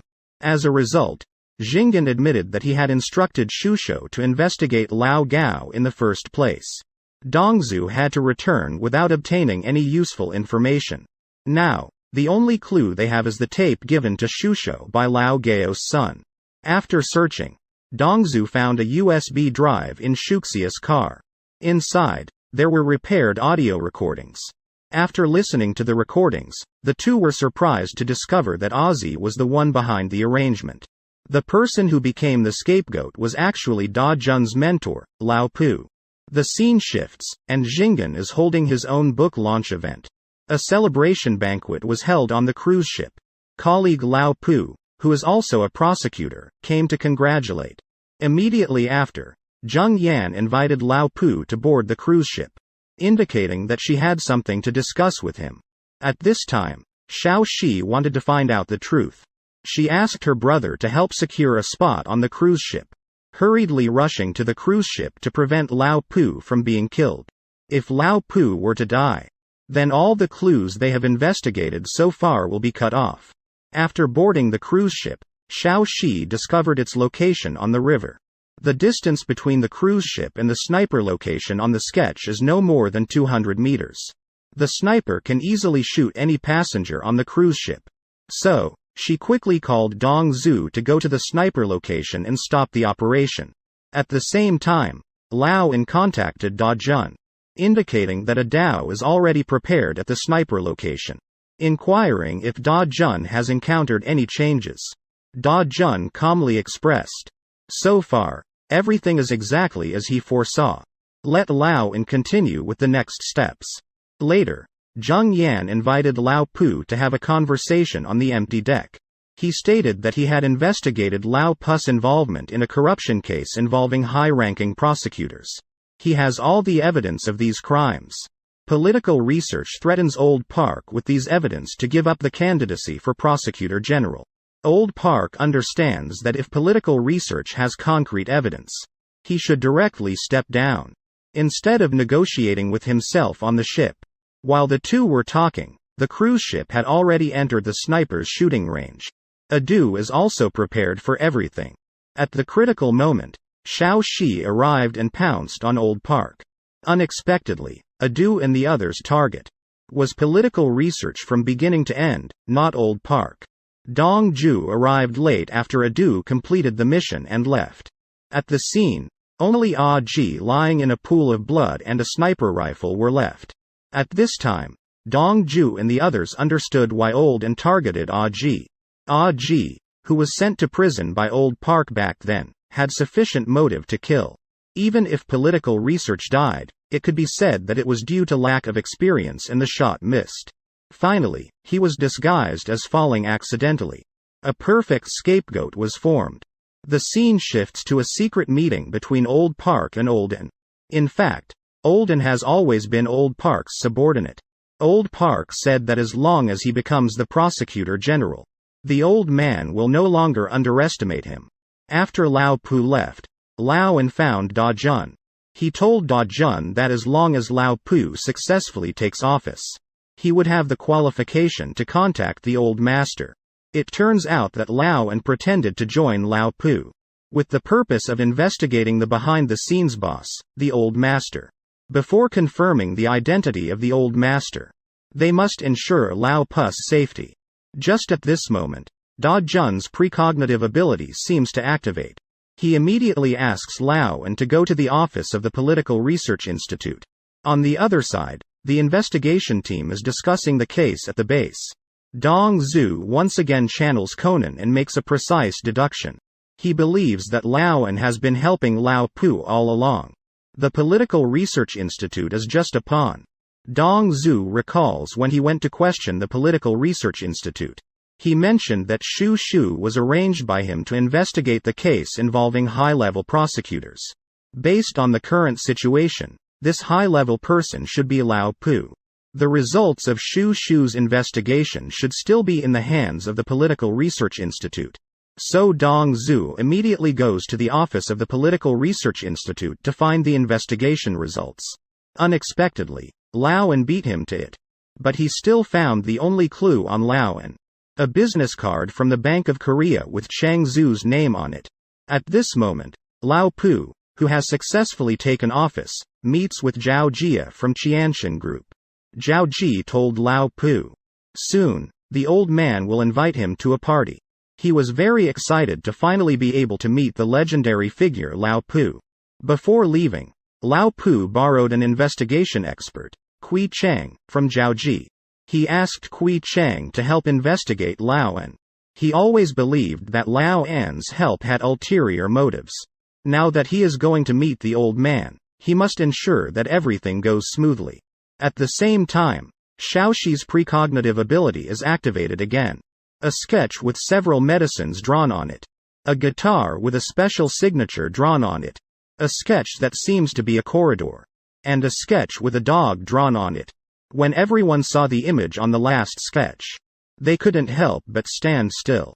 In the sketch, Xiaoxi attended a funeral wearing a police uniform. It indicates that one of her teammates, other than her, will die in this operation. Such a precognitive sketch plunged everyone into a sad mood. Nevertheless, the case still needs to be investigated.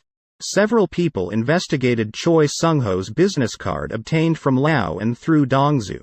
They found out that he is the head of the Korean bank's investigation team.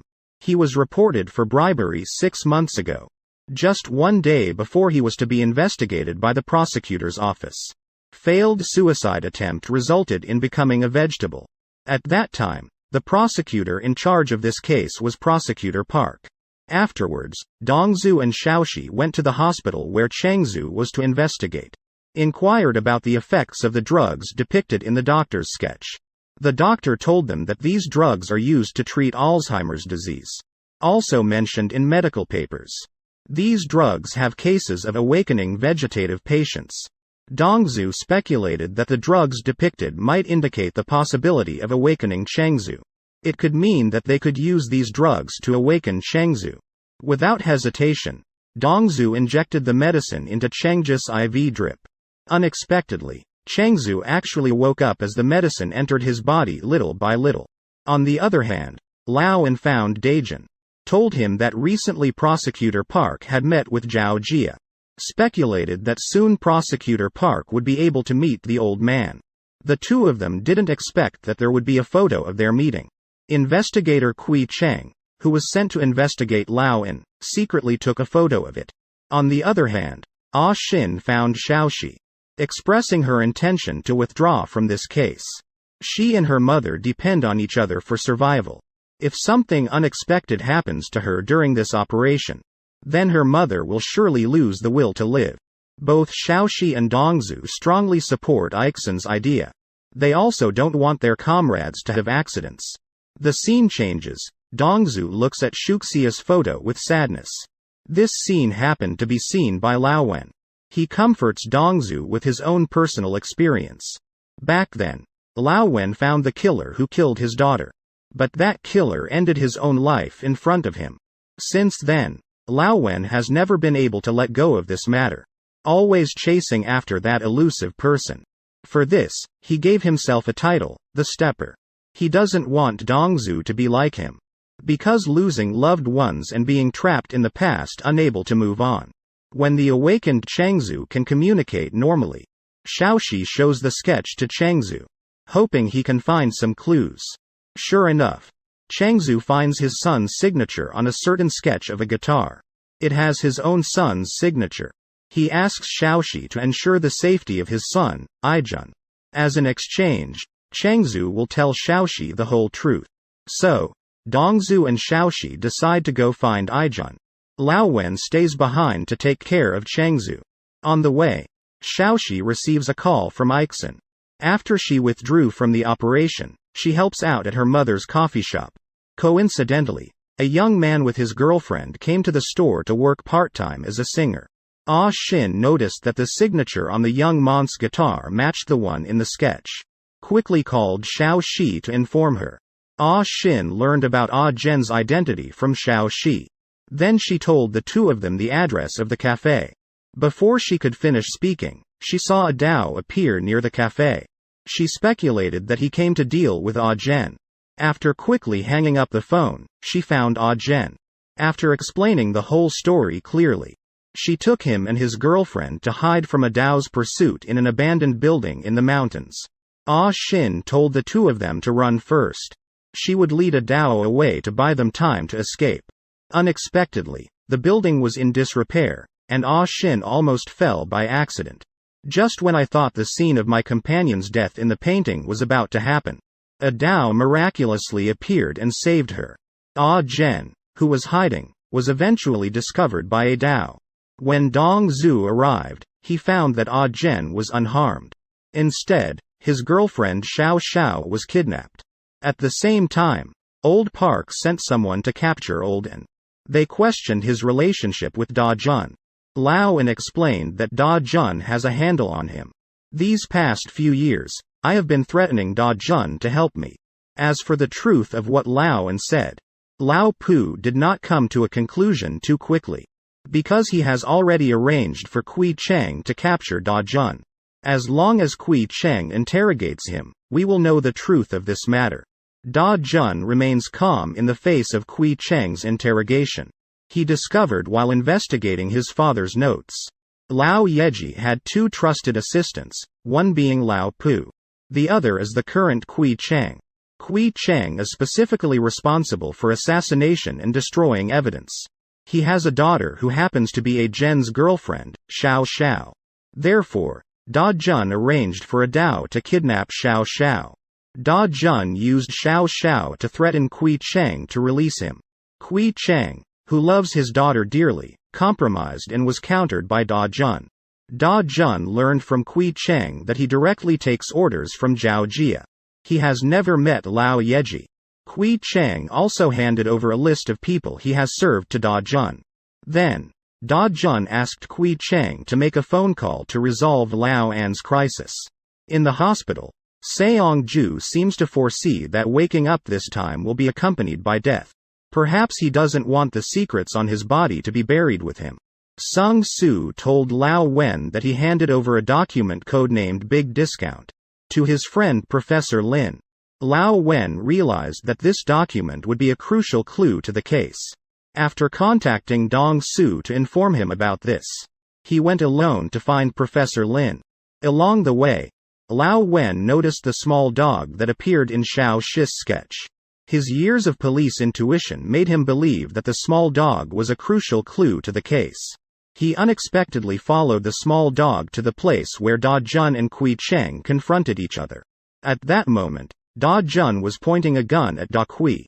Da Jun would never have expected Lao Wen to follow a dog and track him down here. But now he would soon be able to uncover the true identity of Lao Yeji.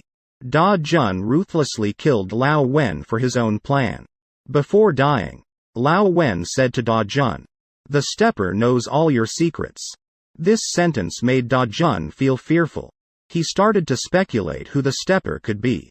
At night, Ah Dao followed Da Jun's command and let Xiao Xiao go. The police also found Lao Wen's body in the outskirts.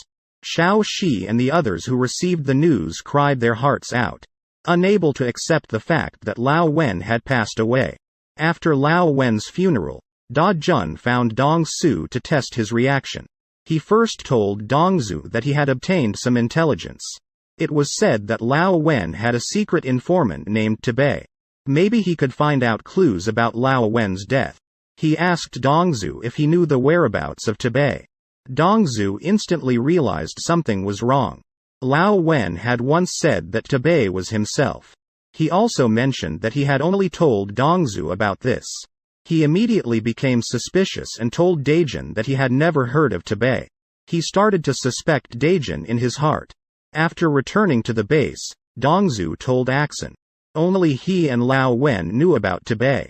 But Daejin actually knew about the existence of Tebei. And his understanding of what Lao Wen had told him was completely different. Dong Zu speculated that this might be the last clue left by Lao Wen for them. He asked Axon to secretly investigate Daejin. This matter must not be discovered by Xiaoxi, who cares deeply about her brother. On the other hand, Lao An told Daejin. The meeting time and place between Lao Pu and Lao Yeji have been confirmed. It's at Longshan. They found out through investigation. Zhao Ji has a close relationship with Ashun, the chairman of a top financial group in Longshan. If the meeting place is in Longshan, the possibility of using Ashun's financial group venue is the highest. So they sent a Dao to secretly infiltrate Ashun's financial group building. They were indeed found and taken to the meeting place with the old man. However, this place is heavily guarded with surveillance cameras and bugs everywhere. Even the windows are bulletproof glass. In addition, a Dao found out through investigation. On the day of the meeting, there will be a large number of professional security personnel. It is almost impossible to assassinate the old man under these circumstances. We can only find another way. Da Jun asked a Dao to go back and wait.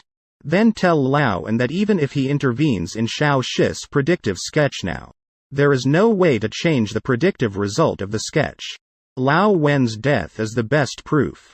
This shows one thing: Xiao Shi's predictive ability has become stronger. At the same time, Dong Zu received the information that Chang Zhu gave to Professor Lin. The document with the codename Big Discount. This is financial information. Ah Shin handed this information to a senior who is familiar with the financial industry. Help decipher its meaning. Then Ah Shin told Dong Zhu. Lao En took a 1-year leave of absence in 1997. That year, someone maliciously set fire to Ruixia building. The resulting fire caused the death of over 200 people. Lao An's sister also died in this fire. In addition, Ah Shin also discovered something strange. Da Jun was admitted to a mental hospital in 1997. At that time, he was only 13 years old. For this reason, Dong Zhu specifically went to the mental hospital to investigate. He learned from the doctor that on the day of the fire in 1997, Da Jun's class happened to be visiting the Rui Sha building. After the fire broke out, all the teachers and students who were visiting died. Da Jun was the only survivor. When he first entered the hospital, Da Jun always believed that it was his own mistake that caused the death of his teachers and classmates. This puzzled the doctors. Dong Zhu found the arsonist, Lao Shu, from that year. From him, he learned that besides arson, he also killed a taxi driver when he was 20 years old. Following these clues, Dong Zhu found the police station that handled the case at that time. The chief told him that the case of the taxi driver being killed had a very negative impact. There was a lot of pressure from above. So they found a witness at the scene to take the blame. After being released from prison, he left a suicide note claiming his innocence. Lao Shu later turned himself in at the police station. He claimed to be the culprit of the taxi driver case. However, if this case were to be reinvestigated, it would affect several high-ranking officials responsible for the case. Therefore, the police station did not accept it. The Rui Sha building arson case happened afterwards. If Lao Shu had been caught back then, perhaps this tragedy wouldn't have happened. And the police officer in charge of this case back then was none other than Lao En. Returning to Xiao Shi's side, she temporarily emerged from the grief of Lao Wen's death. She found Xiao Xiao to ask about the situation. She learned that she hadn't been able to contact her father recently. Based on this clue, Xiao Shi started investigating Xiao Xiao's father, Kui Cheng's disposition date. She found the location of his office. Xiao Shi and Dong Zhu were in Kui Cheng's office. They discovered a large number of fake IDs and firearms. Dong Zhu speculated that Kui Cheng was under Lao Ye's command. At this moment, Xiao Shi received a call from A Shin. She found out the last location of Kui Cheng's call. They followed the location to find it. Xiao Shi and Dong Zhu found the location where a Dao was holding Kui Cheng captive. They found a large amount of information about Lao Yi here. And Kui Cheng, who was kidnapped. Xiao Shi and Dong Zhu learned from Kui Cheng that the murderer of Lao Wen was Da Jun. Although Xiao Shi couldn't accept this fact, they still rescued Kui Cheng and left here first. When they were leaving, they happened to run into a Dao who had returned. Dong Zhu and him got into a fight. Xiao Shi took Kui Cheng and escaped by plane. After a Dao defeated Dong Zhu, he immediately reported this to Lao En. Lao En ordered a Dao to definitely deal with Kui Cheng. If Kui Cheng has any contact with the old man during this period, all their efforts will be in vain. After hanging up the phone, Da Jun confessed to Lao En. After solving Lao Wen, his precognitive ability disappeared. This may be related to Xiao Shi's enhanced abilities. They can no longer rely on precognition and can only take one step at a time. On the other side, Xiao Shi took Kui Cheng to the police station. Dong Zhu also followed closely behind and they called an ambulance. They planned to treat his gunshot wound and then question him carefully. After learning about Kui Cheng's arrest, Lao En contacted Da Jun. He said that if Kui Cheng is not dealt with in a timely manner, all their efforts against the old man will be in vain. Immediately after, Lao En reminded Da Jun not to forget the promise he made to a Dao. After saying that, he led his subordinates into the police station. They tried to take him away using the excuse that Kui Cheng is an important suspect. However, Dong Zhu didn't buy it and refused to let him go. Just then, the ambulance they called also arrived at the police station. Xiao Shi is preparing to send the injured Kui Cheng to the hospital for treatment. Before leaving, Kui Cheng requested to make a phone call. Dong Zhu agreed to his request without much thought. After taking the phone, Kui Cheng smirked at Lauan, as if saying to him, "I am going to inform the old man in front of you right now. Let your plan go down the drain." Lauan had no other choice. He stopped Kui Cheng from making the phone call. He dealt with him directly at the police station. Then, in front of everyone's eyes, he walked down the endless dark path. Lauan, who evoked mixed feelings, ultimately ended in a tragic and heroic manner. Da Jun in the distance seemed to sense something. They took people in advance to clean up Lao An's office and the meeting place they had been to before. They burned all the clues. Then they sent a Dao to clean up Lao An's residence. A Dao found a storage card for a hotel locker in Lao An's residence. By some strange coincidence, he didn't give the card to Da Jun. Then the two of them secretly met by the seaside. They were both deeply saddened by Lao An's passing. But the plan had to continue. Da Jun was worried that Kui Cheng's death would alert the old man. So, a Dao was sent to the meeting place to check the situation with the old man. As expected, the venue has already been cleared out, just like Da Jun guessed. The two speculated that the meeting might have been rescheduled or postponed. They can only make alternative plans. On the other hand, the investigation team learned from Senior A. Shin. In the document codenamed Big Discount, there is a huge conspiracy hidden. There is a force secretly buying national bonds. If they release a large amount of bonds at once, the national economy will suffer a devastating blow. Senior also told everyone that this disaster is difficult to stop. They can only try to minimize the damage as much as possible. After hearing this news, everyone's mood became very heavy. The scene shifts. Zhao Jia and Lao Pu are also discussing matters related to the Big Discount. The reforms introduced after the establishment of the new government have affected their interests. So they are trying to use bonds to attack and force the government to stop the reforms.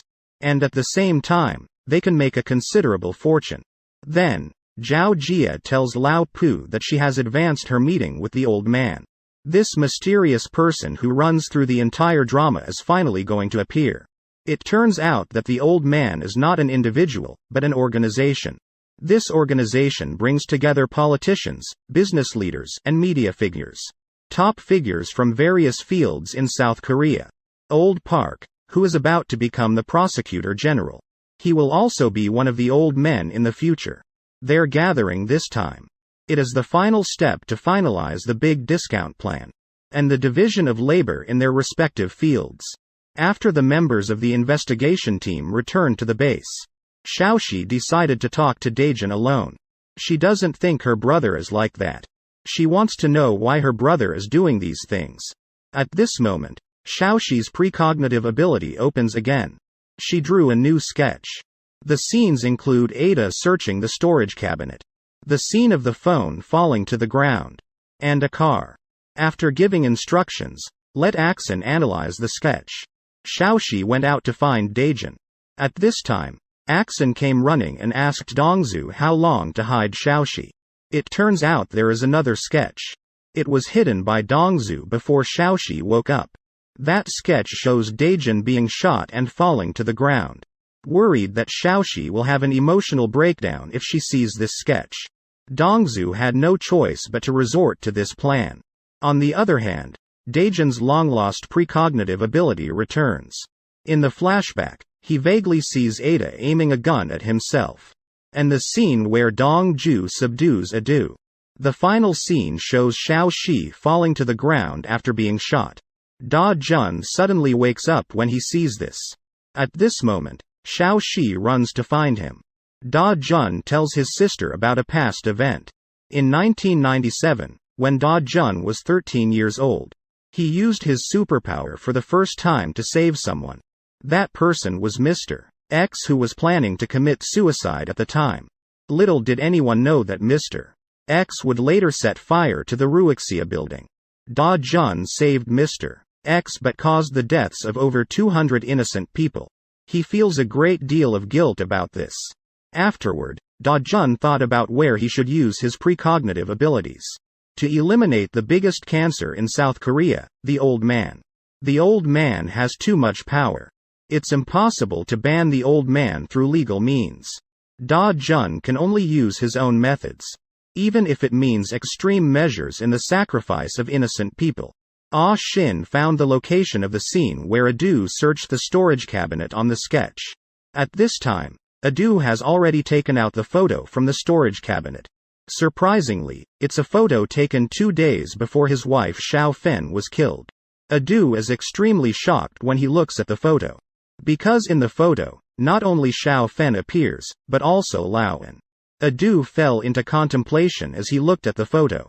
Dong Ju finally arrived at the scene after Adu left. Discovered a photo that was dropped on the ground. Brought it back to the office. He once again channeled his inner detective and deduced a shocking conclusion. Dae Jun had long foreseen the death of Adu's wife. In order to gain control over Adu, he did not save Little Fan. Dae Jun gradually turned himself into a monster in order to eliminate the monster. At this point, Adu also sorted out these clues. He felt extremely ridiculous. He had actually been working for someone like Dae Jun all along. After a big cry, Adu arranged to meet Dae Jun for negotiations. He was ready to put an end to all of this. At this time, Old Park found Dae Jun. He claimed to have already met the old man. He hoped that Dae Jun could become his capable right-hand man. But this required a pledge, which was to get rid of Adu. Dae Jun did not yield to Old Park. Being strong and powerful, he directly subdued Old Park and tied him up. He threatened him to reveal the true identity of the old man. Dae Jun used Choi Sung's expertise in extracting confessions through torture. He learned from Old Park's mouth. The old man he had been searching for tirelessly for over a decade turned out to be an organization. Lao Pu expressed that Zhao Jia is the leader of the organization. Upon hearing this, Da Jun came up with a plan. He took Lao Pu's phone by force. Using the important clue of Kui Cheng's death as an excuse, meet Zhao Jia 1 hour later. At this moment, Lao Pu took advantage of the situation and broke free from the restraints. Pushing Da Jun away, he escaped. But in the end, he fell under Da Jun's gun. Lao Pu dropped his phone on the ground while escaping. Corresponding to Xiao Shi's sketch. After dealing with Lao Pu, Da Jun proactively contacted Dong Zhu, confessing that he sent Ah Dao to kill Shu Shu, and told him an address to meet and resolve all these issues face to face. Heartbroken, Dong Zhu decisively chose to keep the appointment. At the same time, Ah Dao arrived at the agreed location with Da Jun.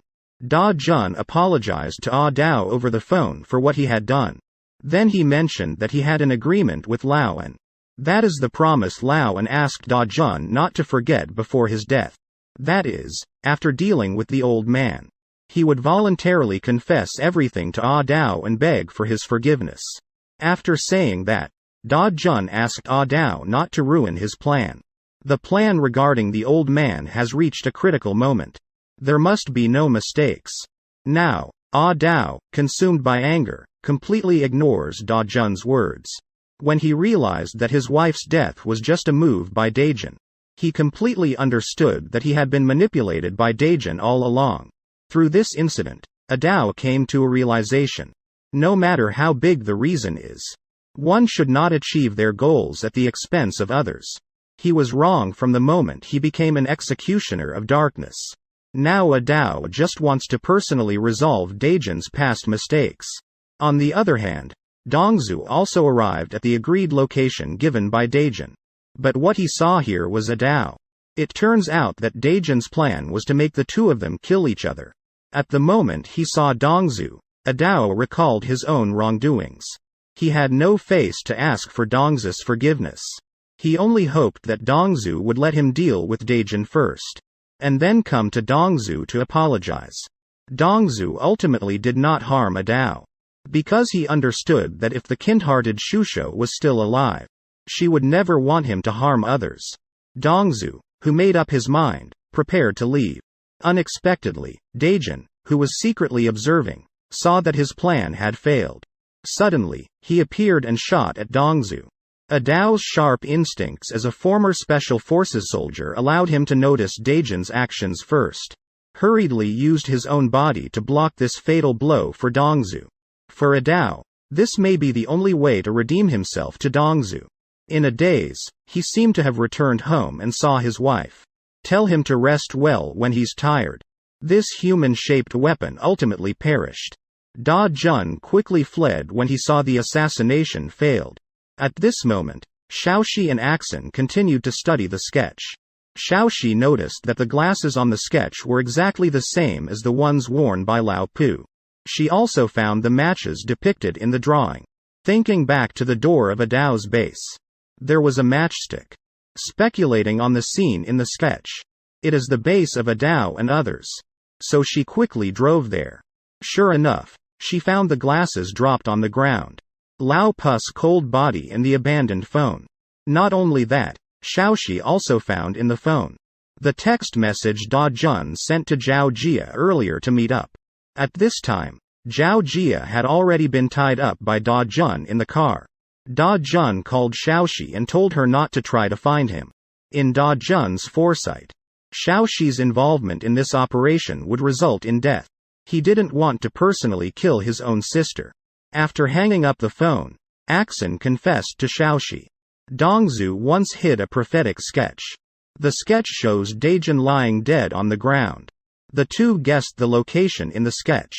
It is highly likely to be the location where Daejin is now. By carefully observing, Axin discovered the location in the sketch. It looks like an abandoned classroom with a bronze statue wearing armor outside the window. Xiaoxi guessed the location in the sketch. But she decided to go to this dangerous place alone without telling her companions. After discovering Xiaoxi's disappearance, Dongzhu worried about her safety. Immediately called to inquire about her whereabouts. Xiaoxi said she was going to stop her brother and then hung up the phone. Knowing that Xiaoxi went to find Daejin, Axin immediately investigated through the clue of the classroom. Discovered the place where Xiaoxi lived when she was young. There happens to be an abandoned school nearby. Then confirmed that this school is the location in the sketch through the armored bronze statue. After finding the location, Dongzhu hurriedly went there. This war has come to its final battle. In the classroom, Daejin aimed his gun at Zhao Ji, wishing to shoot her. The old Mons organization is like a huge tumor, plotting conspiracies that affect the whole country time and time again. Squeeze the people dry to fill their own pockets. Da Jun's father tried to expose the truth but was silenced. Da Jun waited for more than 10 years for this day. Zhao Jia told Da Jun that even if he killed her today, the organization wouldn't disappear. After her death, there will not only be new leaders in the organization, they will also be more vigilant. Cunning Zhao Jia tried to persuade Da Jun to join the organization, using all means to shake Da Jun. At this moment, Xiaoxi finally arrived at the scene. She earnestly persuaded her brother not to resort to the same ruthless methods as the old man. Da Jun also realized that he had become obsessed. He put down his gun and let Xiaoxi handle him. But how could kind-hearted Xiaoxi harm her own brother? Just as she hesitated, the demon in Da Jun's heart overcame his reason, and he pulled the trigger towards Xiaoxi. At this critical moment, Dongzhu's divine intervention saved Xiaoxi. Completely corrupted, Da Jun aimed his gun at the two of them again. At this moment, Da Jun's precognitive abilities suddenly activated. He saw the exposure of the old Mons organization. Xiaoxi and Dongzhu completely dismantled the hidden power behind the old Mons organization. Seeing this ending, Daejin showed a relieved smile. He raised the gun in his hand, intending to end his own life. Dongzhu, who discovered it in time, fired a shot towards Daejin's shoulder. It left him in the world. The Demon King Daejin was eventually captured and thrown into prison. Zhao Ji, who was saved at the end of the story, spoke into the phone. The mission to assassinate Xiaoxi was announced. Meanwhile, major media outlets are reporting the sharp drop in Korean bond prices. Domestic and foreign investment institutions are selling off a large number of bonds from companies and enterprises. This has caused severe volatility in the stock market. The grand discount plan planned by the old man has begun. On the other side, Shaoxi created a new sketch. It foreshadows their launch of a new attack on the organization led by the old man. With the birth of the new premonition painting, the first season of the sketch officially comes to an end.